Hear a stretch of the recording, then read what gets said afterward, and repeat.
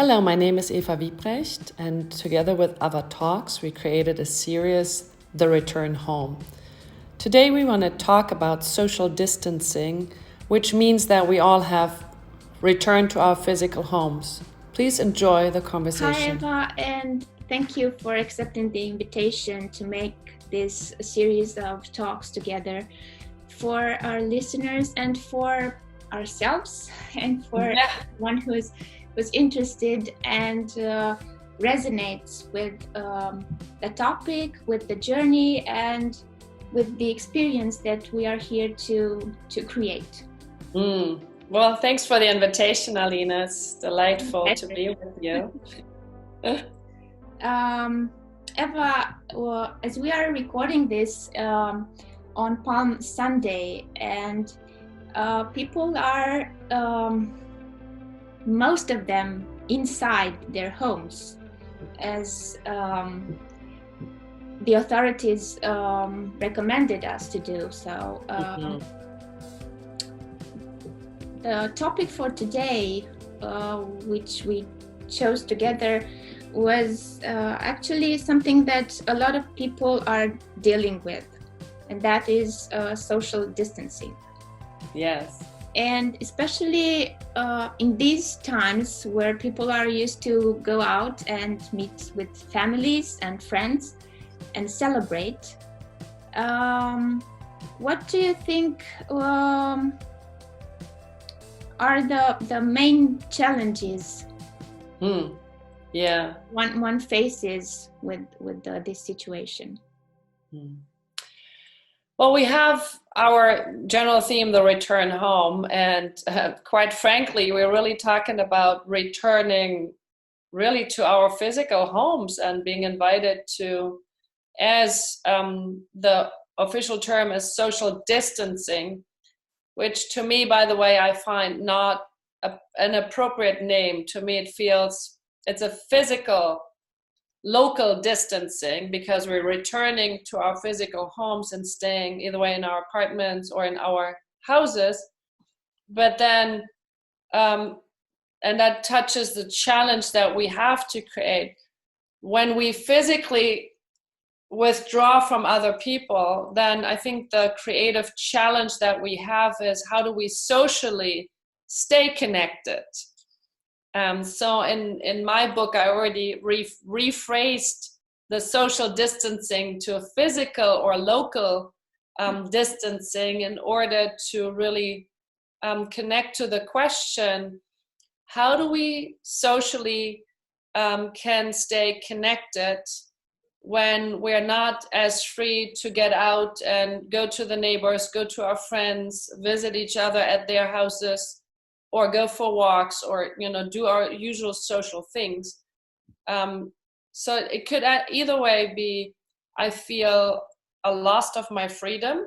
I'm not able to do what I'm usually doing, and so that may activate a lot of very negative sensations. I may feel angry, or I may feel irritated, I may feel confused, I may feel afraid. But the other side to the coin to me is also, I could sit with this question as I return to my home and stay there. How can I continue to socially interact and socially make contact? And that needs new tools, like we're using. For example, we're using Zoom. So you're in your home and I'm returning to my home. So we're bridging the distance by connecting with each other, using a microphone, using a video to create a bridge of the distance. And it's different because, I'm a very physically connected person, so I would love to give you a hug and say hello, or shake your hand, or do and that's not possible. So it definitely is a compromise that is lacking some of the ingredients that may be really important for some people, meaning physical connection.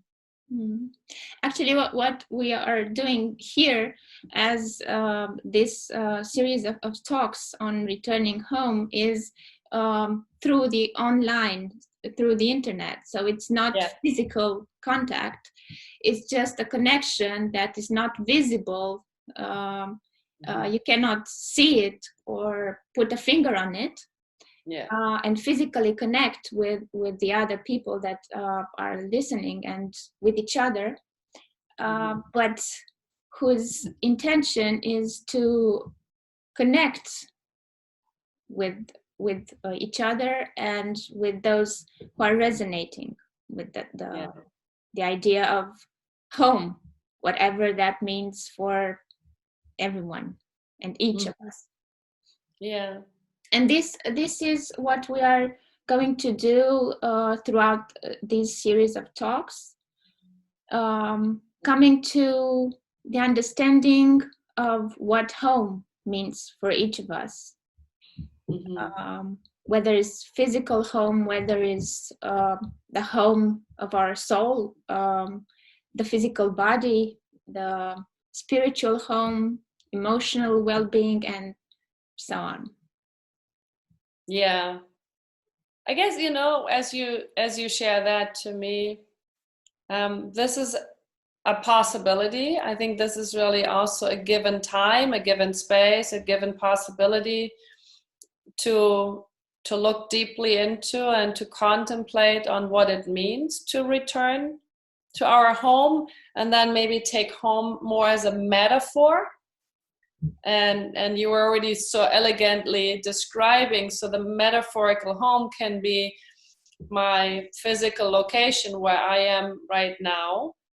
And for example, I'm really taking the question, when I'm looking around in my physical home, is this the best way how I like to live? Or can I treat my physical home maybe a little bit more with kindness and maybe organize it different so that I feel really at home and my home feels the same way in return from me, that I'm basically saying I'm really enjoying being in your place.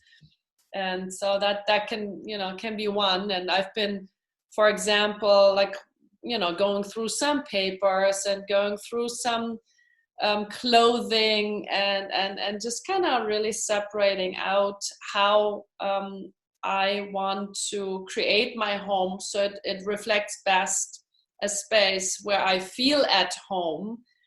And when there are times when I'm on the road a lot, I'm traveling a lot, I go away and I return back, but I may not be as mindful and really have the time, which is now given to me. So I have a much different look at my physical space and really looking at it, I guess, with a little bit more fresh eyes to look through my closet and like kind of check, is this something I want to keep, or is this something that I can say goodbye to? It's also for me letting go, cleaning up certain things, organizing stuff so that I really feel at home in the best sense.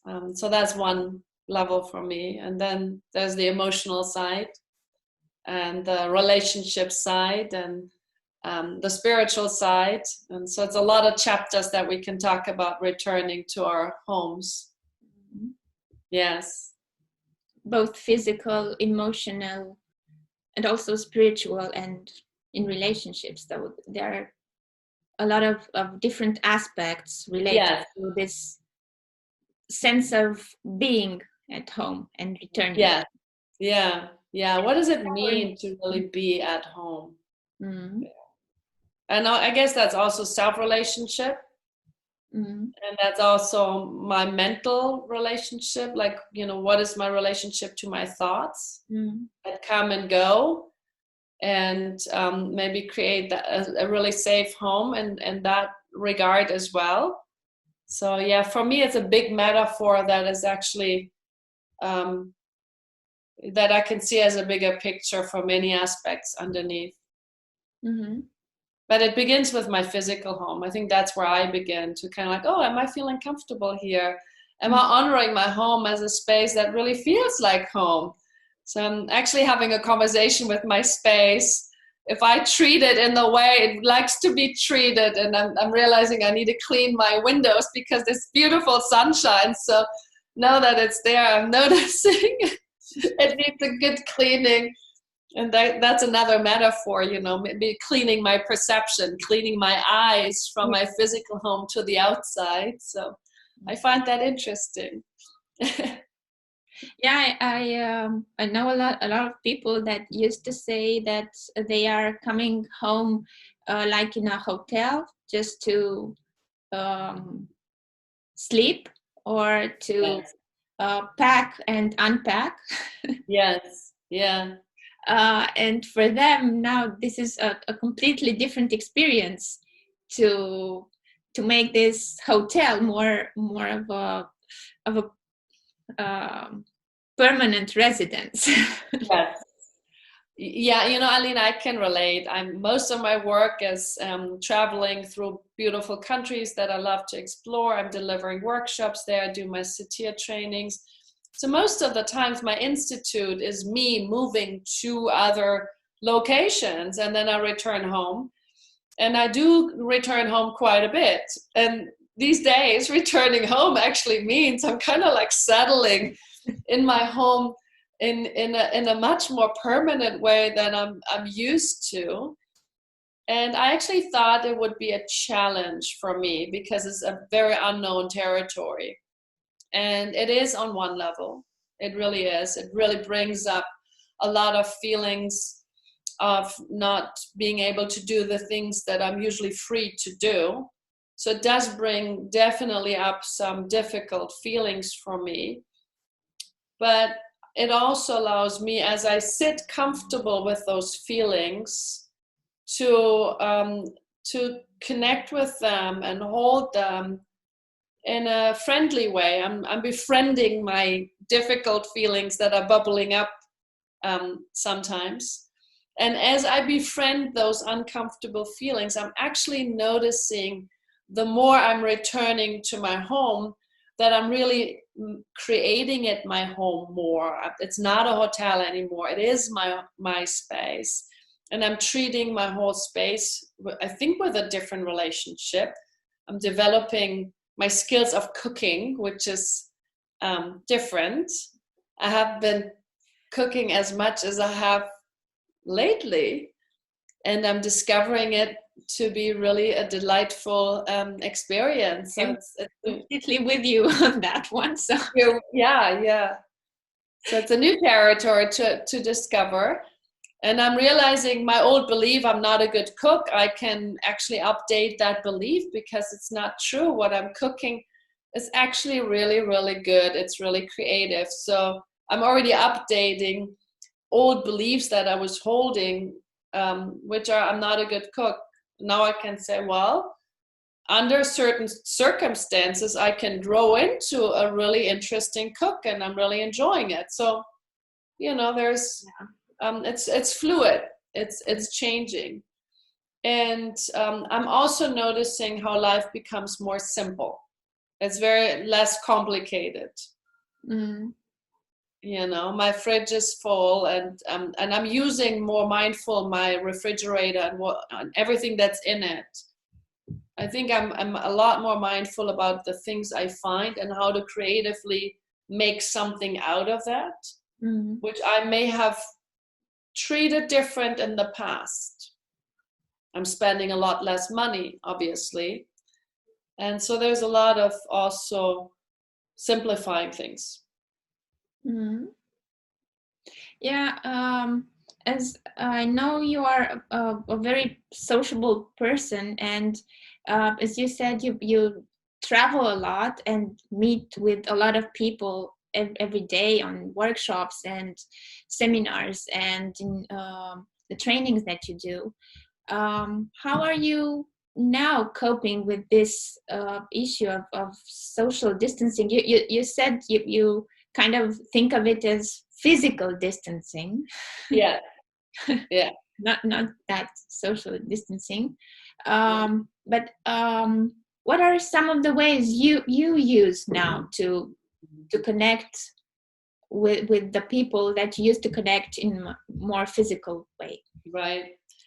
Well, I completely respect the regulations that are valid here in Germany. Where I am located, where I am, you still have the permission to go outside on walks with one more person when you honor the distance, the walking, the connection distance. So I'm completely honoring the restrictions, but I'm also using my inner voice that is sometimes saying, I'm really urging to go outside and go for a walk. So I'm really listening first to my own social inner voice that is sometimes having a need to go outside and be out in the open and honor the restrictions and then go for walks. I do that in a very, I want to say, socially nurturing way. So everybody, it's a very small group of people that I had continuous contact throughout this whole period, and those I stay with. That's it. So I was just going on a walk with my sister, who's one of those people. We honor the restrictions. And what I'm noticing is that these walks have kind of a symbolic, really mindful and really attentive guideline. I'm noticing we have a different quality, a different depth in our conversations as we walk, because I'm noticing we are using it maybe with more, I want to say, appreciation. It's not taken for granted, here's this time and we can share it. And so I want to say that the social connections I'm using with a big filter of what are social connections that are really supportive, nurturing, and really important, especially in this challenging phase. And I use the media like Zoom. So I will, reach out to you and we have a conversation, because I always know that when we had talked that I feel better, because it really feels like a connection, a true connection. I will reach out to my friend Jörg, who's sometimes offering that we do Tai Chi together. So we, make an appointment, and then on the screen, we say hello, we talk, and then we do a little Tai Chi practice together.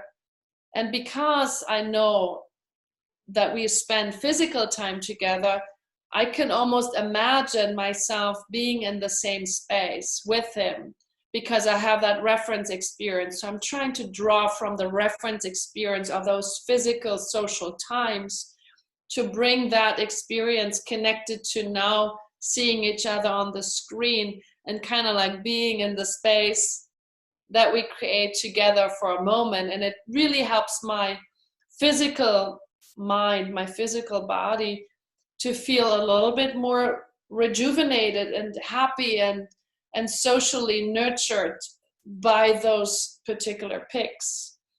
So I want to say I'm probably more mindful, more attentive to who I talk to when I use the special medias, because the reality is we're going through a cold device. There's a screen. We're going through a cold device, and I want to create a warm relationship.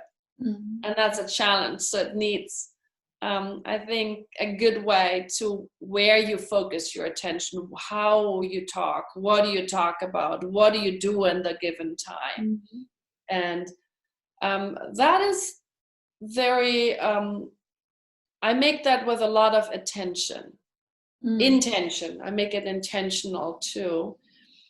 And then picking up the phone, I'm using my telephone a lot more, because I like to hear people on, with their voices. I'm teaching my parents to do FaceTime. This is a new thing for them, so I can see my mother. And so that's opening a new space. So I educated her at FaceTime, and we have an exchange. And so those are the ways socially nurturing the relationship, even though we can only use cold devices at this moment. And then the few I have that are still legitimate to continue to have for walks, I will use those opportunities in an appropriate, restricted, safe, physical, distant way. And so those are my ways of coping. Mm-hmm. And I'm trying to reduce Facebook and digital activities because I don't find those are very social, nurturing relationships. Do you think that there are different ways of coping with this situation for introverts, let's say, than for extroverts? Do you think there is a more challenging time, for instance, for an extroverted person that was up until now very interactive with others and with a lot of I don't know, activity outside. Yeah. I believe, sorry. Mm-hmm. Yeah. So this would be one question for what would an extrovert feel like compared to an introvert, let's say. And if one lives alone or with the family, then I also think there are different types of challenges that Sure. are dealt with at the moment. Yeah. I think you're touching two different really important points. I mean, I think an extrovert could say, "Oh my God, what am I gonna do with myself?" Let's say an extrovert is alone in its own space, then that extrovert may say, "Oh my God, I don't know what to do to get my energy because I need people to have energy, and I'm the only person in the house." And an introvert may say, "Oh, great, finally, I get an outside invitation to go on a retreat. I'm going to use this time as a retreat and have a full permission, even given by the government, to do home office and maybe do a little bit more meditation." That's something that came to me yesterday, I guess, about this retreat. I mean, this is a general retreat we are all going through. And if up until now people waited a year or two to go on a retreat, now they are on retreat whether they like it or not. Yeah, you can totally see this as an ashram that you either way signed up for or not. To me, it's a global retreat, it's a global ashram or whatever equivalent to that. And obviously some of us haven't signed up for it. So it raises the question, who brought me to this retreat? I didn't even want to sign up for the workshop. But it definitely gives all of us an opportunity to kind of return back into our own self relationship and being confronted and being asked to find comfort in our own selves without much distraction.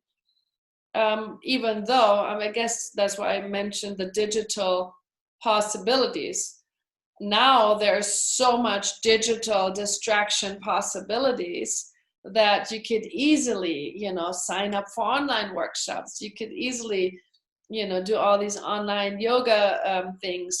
So we still have these distraction possibilities, but I also do see the opportunity to find stillness, to find quiet. And when people consciously go on a retreat, that's why they sit to find their stillness in the midst of thoughts coming and going and all the energy that's rising, and creating a space where we can be with everything that's going on inside of ourselves without the need to change it, but just kind of sit comfortable with it as best as possible. So to me, in a really interesting way, if we have people who have been maybe meditating for years, now this is the life global invitation to do the real-time retreat. So it's the life meditation. It's the life being with whatever is there, without being able to, massively be distracted. And, as you were saying, single or with family, I think both can be a positive and a negative. For somebody may feel alone, unhappy because they feel lonely, because alone and lonely is not the same. I can be alone and feel, connected to myself. Somebody can be in the family and feels lonely as well because everybody does their own thing, or maybe they're driving each other crazy, or maybe you have the sense, wow, this is now the first time our family is returning home to the family. We're starting to play games again. We're starting to talk to each other again. We start to really focus on each other again. The same exact context can either way create a problem or a solution. And the difference that makes the difference is, how do I relate to what is happening right now and take it as it is without battling it, but just it is what it is, and what can I make out of that in my best own interest, so it's helpful, supportive, interesting, and gives me a positive meaning.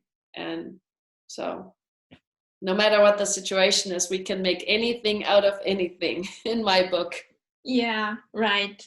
So because you mentioned that, what do you think would some of the benefits of this situation be? So what are we invited to learn from this experience? I probably use myself as an example, because I don't want to speak for other people, but when I think about myself, then what I'm invited to learn is that I start a new friendship with my physical space. I think I'm really taking ownership of my physical space, although I've been living here for 8 years, but I'm really creating a new intimate connection with my space. That is the home that I bought. But I think that this is the first time I'm really, really looking more deeply into, how do I honor my space so that my space feels happy, and how can my space make me happy, and how can we create a nice dialogue between the two of us. That's one I'm really more conscious about, and also grateful that I have this space. What I learned is gratitude, big time gratitude, for things that are absent right now, but I know they're in my heart, really dear to me and really important. For example, being able to travel and visit my friends freely. In the absence of not being able to do that, I feel the gratitude to have been able to do it. So in the absence of certain things, I'm carving out the value of the freedom itself, and that comes for me with gratitude. So I'm appreciating things that I probably took for granted way more. I'm noticing the preciousness of relationships, of people who are dear to me, and I think I'm learning to I guess having a conversation with somebody, to make a point that it has a nice beginning and it has a nice end. So it's not just a random conversation. I'm learning about, I guess, treating the connection as if I may see this person for the last time. In a way, so it becomes more of a precious, gifted connection. I'm learning a lot myself about being present with what is, rather than battling with expectation. Things should be different. I want that to be different. to kind of like let it go, drop it, and say it is what it I is. think it's kind of interesting when in times of crisis we only can focus on what it is at that. Yes, it's an interest. Yeah. So our focused attention gathers in just one point of solving that instant crisis, not going back and forth. And Yeah. it's like in survival mode, but in a survival that it's beyond imagined fear or things that we recall from the past or a dream for in the future. It's here and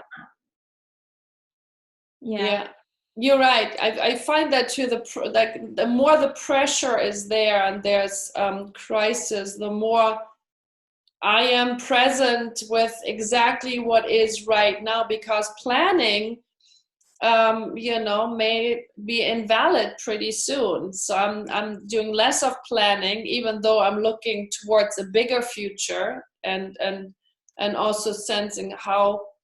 I mean, I'm also noticing. It may be my perception, but I feel like the colors are brighter when I go outside. Maybe I'm enjoying looking at a tree more. Because the time is restricted, or the tree maybe shows itself in brighter colors. I don't know. I'm not clear, but I'm just noticing that almost the nature is just showing itself in such a beauty, and I'm seeing it. That's definitely what I'm learning. I'm looking at things with almost like childlike fresh eyes, as if I'm seeing a tree for the first time, or oh my God, look at the magnolias, they look so beautiful today. So I'm noticing beauty in a much more rich and appreciative way. So I'm a lot more present with that. As I said, with relationships, I'm mindful and really wanting to make that a good, precious connection, because life becomes so fragile, so vulnerable. I mean, my one of my friends' fathers is just now in the process, maybe, of dying with the virus, not just because, but also with. And so, and she, then there's the challenge: is she going to be able to be there? No, not right now. So, to me, also the how do we connect becomes so fragile and so crucial. So I want to make every encounter count, I guess. Yeah, I also think this is one invitation that this situation offers us to be more mindful and more present with each time we meet someone, we speak to somebody, Yes. each moment we have with ourselves. Yes. Because this time will pass eventually, and we'll all go back to business as usual, let's say. But to use this time, I think it's a great opportunity to reevaluate what is really important to each of us, and what do we need, or what do we want, more precisely, to focus our attention on in the future, and what do we want to create consciously in the future, being driven by external circumstances and being victims. Yes. Yeah. I see this as a big wake up opportunity. Are we going to be able globally to use it? I have no idea, but it's definitely waking up and shaking up. And to me, really bringing an invitation to really look deeply what is essential and what's really important to you. I mean, life, when I think about the essentials, has really become very simple. Do I have enough food in my fridge? Do I have something to eat? Do I have a space where I feel safe? Wow, I can still breathe freely. That's an amazing gift. I never thought about it, that breathing itself is a precious gift if I have it available. and here are special people that are important in my life? Am I breathing into the relationship in a good way so that we are nurturing the relationship? Are we cultivating it? And do I have a mission? Do I have a work that is like really showing the best of who I am, and do I contribute something to the world? Life is in the essential, it's really simple, and this really brings to me what are my values that are important, really not to negotiate, essential, and to know them a little bit better in me. So. And this is also the intention for having these talks, and they are meant to be like an invitation for Yes. Reflection and for change, actually. So everyone can use this time, yeah, as they wish, of course. But the invitation is still there. So if one accepts it or not, it's up to them.